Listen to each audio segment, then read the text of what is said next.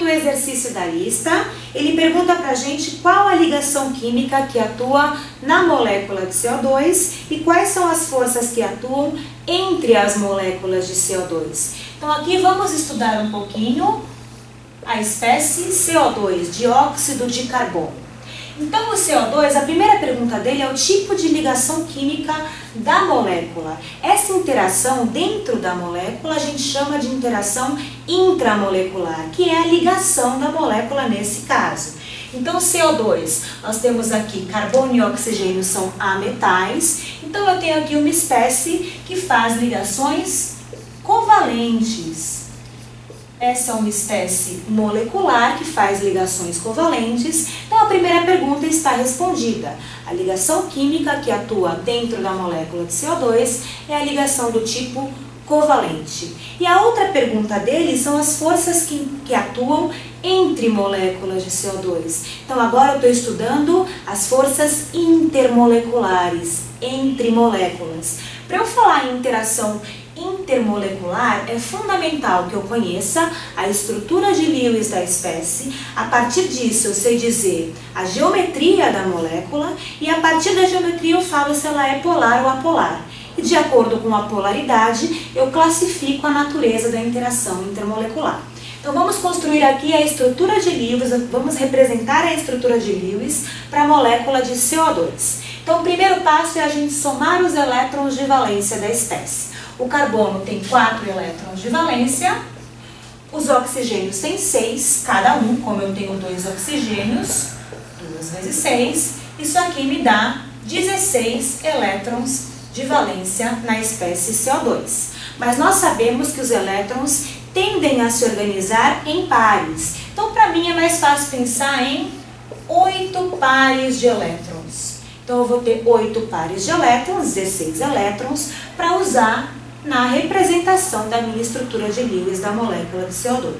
Então tá, uma vez que eu conheço o número de pares eletrônicos, eu monto o arranjo mais simétrico possível com esses átomos aqui. Então um carbono, 2 oxigênios, eu vou montar um arranjo desse tipo aqui.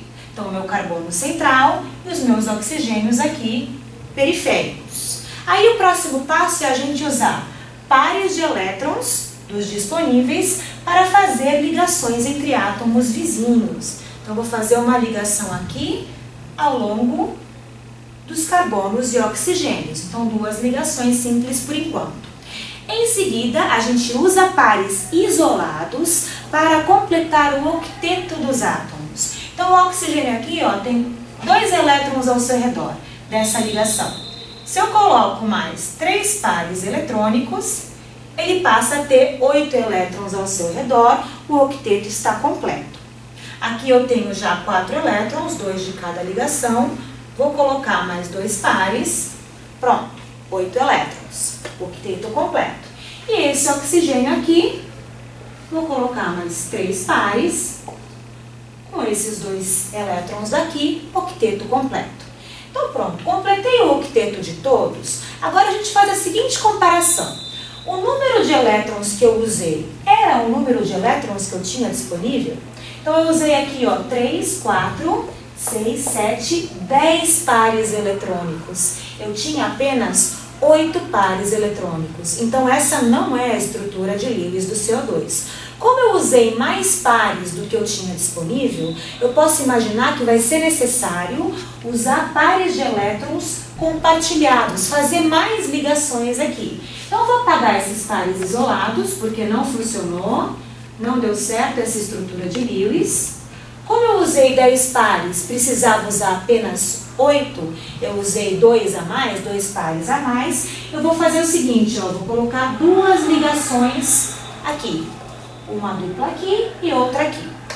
E agora, novamente, eu uso pares isolados para completar o octeto dos átomos. Com isso, esse oxigênio já tem 4 elétrons ao seu redor. Eu vou usar apenas 2 pares para completar o seu octeto. O carbono central já tem 8 elétrons ao seu redor, 2 de cada ligação. E esse oxigênio, para ter o seu octeto completo, precisa aqui de 2 pares eletrônicos. Com isso, completei o octeto de todos. Vejam que eu usei 2, 4, 6, 8 pares de elétrons, que eram os pares que eu tinha disponível no início. Então, essa é a estrutura de Lewis do CO2. Uma vez que eu conheço a estrutura de Lewis, eu sou capaz de pensar na geometria dessa molécula. Então, essa molécula tem um centro, que é esse átomo de carbono. Existem duas zonas de repulsão aqui. Eu tenho elétrons aqui e aqui que se repelem. Aí eu penso, como é que eu separo duas zonas de repulsão ao máximo num espaço tridimensional? E aí eu chego à conclusão que o espaçamento máximo é assim. Ou seja, essa espécie apresenta uma geometria do tipo linear. Se a geometria é linear, conheço a estrutura de Lewis, conheço a geometria, vou pensar agora na polaridade dessa molécula aqui.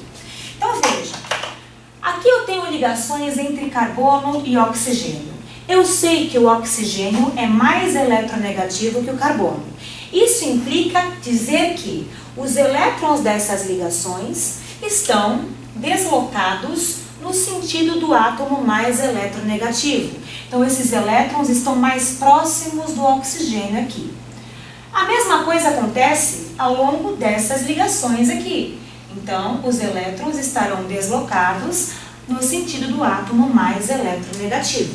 Com isso, eu defini vetores ao longo dessas ligações. Vejam, essas ligações são ligações polares, porque existe um deslocamento eletrônico ao longo da ligação. Mas para eu falar que a molécula é polar, eu preciso somar os vetores de todas as ligações. Então aqui, quando eu somo esses vetores, eu descubro que a minha resultante é 0. Então o μ, que é o vetor momento de dipolo resultante, vai ser 0, porque esses vetores se cancelam. Então, embora as minhas ligações sejam polares, a minha molécula é apolar, porque o μ é 0.